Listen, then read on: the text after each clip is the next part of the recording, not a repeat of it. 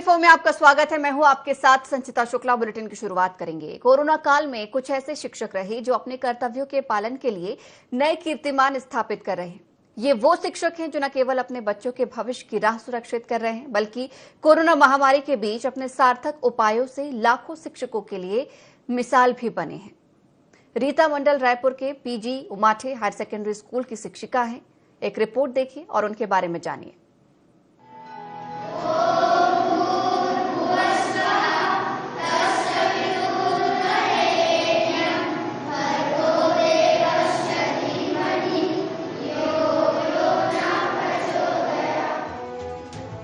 Corona काल में जब लोग खुद को बचाने के लिए परेशान थे, तब रीता मंडल अपनी बच्चों के भविष्य को बचाने के लिए अपनी स्कूटी की रफ्तार को तेज कर रही थी।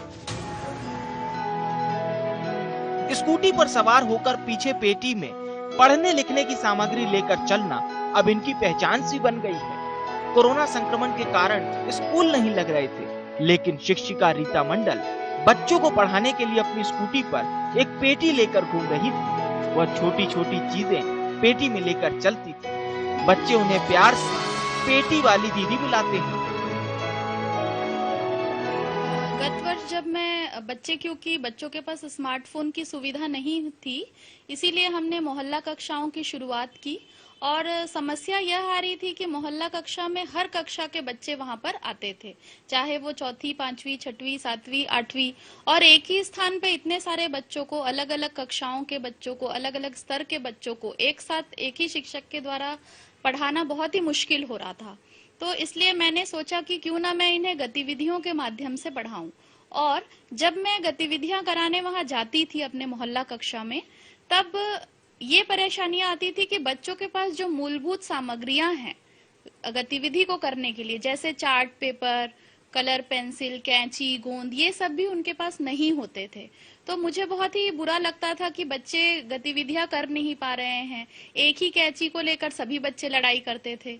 तब मैंने सोचा कि क्यों ना मैं सभी बच्चों के लिए इन सामानों को खरीदूं, और मैंने ऐसा ही किया। पास के दुकान से मैंने ये गतिविधियां करने के लिए जितनी भी सामग्रियां लगती हैं, मैंने उन्हें खरीदा और उसे एक पेटी के अंदर रखकर मैं अपने मोहल्ला कक्षा में ले जाने लगी।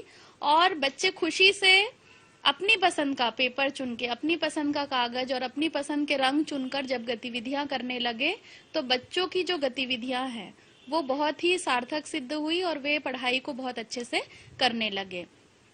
इस माध्यम से जो बच्चों की जो संख्या है वो भी मोहल्ला कक्षा में लगातार बढ़ती रही, और मुझे तो पता ही नहीं चला कि कब बच्चे मुझे प्यार से पेटी वाली दीदी बुलाने लगे। तो इस तरह से हमने पिछले वर्ष पेटी वाली दीदी के नवाचार से हमने बच्चों को पढ़ाई के माध्यम से जोड़े रखा। इस वर्ष जैसा कि हम जानते हैं, जब दूसरी लहर आई, इसके बाद बहुत से जो बच्चे हैं या बड़े हैं वो इसके कारण मृत्यु को प्राप्त हुए। तो अब जब हमने दूसरी लहर के बाद जब मोहल्ला कक्षाओं की शुरुआत की, तब बहुत ही कम बच्चे हमारी मोहल्ला कक्षा में आ रहे थे। तो मैंने सोचा ऐसा क्या किया जाए कि बच्चों की संख्या जो है वो मोहल्ला कक्षाओं में बढ़े। तब मैंने बच्चों के लिए एक ऐसा टी शर्ट डिजाइन कराया जिसमें सामने की तरफ गतिविधियां करते हुए मोहल्ला कक्षा की फोटो बनी हुई थी। उसे मैंने टी शर्ट में प्रिंट करवाया, और पीछे की ओर शिक्षा मंत्री जी द्वारा जो नारा दिया गया है हमें कि मोहल्ला कक्षा में जाके पढ़बो तभे तो नवा छत्तीसगढ़ गढ़बो, ये नारा जो है मैंने टी शर्ट के पीछे में प्रिंट कराया और सभी बच्चों को वितरित किया। इससे यह फायदा हुआ कि जब बच्चे उस टी शर्ट को पहनकर अपने घर से, अपने मोहल्ले से होकर गुजरते थे, तो जो बाकी पालक हैं जो बच्चों को मोहल्ला कक्षा में नहीं भेज रहे थे, वे उनके मन में जिज्ञासा हुई कि ये कैसा टी शर्ट है, बच्चे पहन के जा रहे हैं, एक जैसे कपड़े पहन के जा रहे हैं, कहाँ जा रहे हैं, और इस टी शर्ट में जो फोटो बनी है वो किस चीज की है। तो जब वे बच्चों से पूछे कि ये किस चीज की फोटो है, तो बच्चों ने उन्हें बताया कि इस तरह से हमारी मोहल्ला कक्षा में मैडम के द्वारा गतिविधियां कराई जाती हैं। और बहुत से पालक फिर मेरी कक्षा में आए और अपने बच्चों को भी उन्होंने अपने भेजना शुरू किया। इस तरह से मेरे इस नवाचार के माध्यम से मेरे मोहल्ला कक्षा की जो दर्ज संख्या है वो काफी हद तक बढ़ी।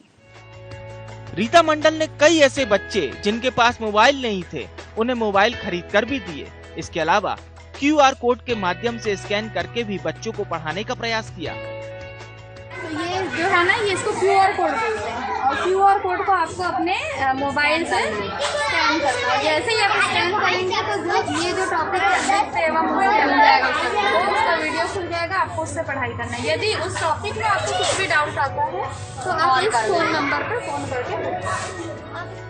सच में धन्य है ऐसे शिक्षक जिन्होंने विषम परिस्थितियों में भी अपने कर्तव्य का जज्बा बनाए रखा। IND 24 के लिए रायपुर से शशिकांत साहू की रिपोर्ट।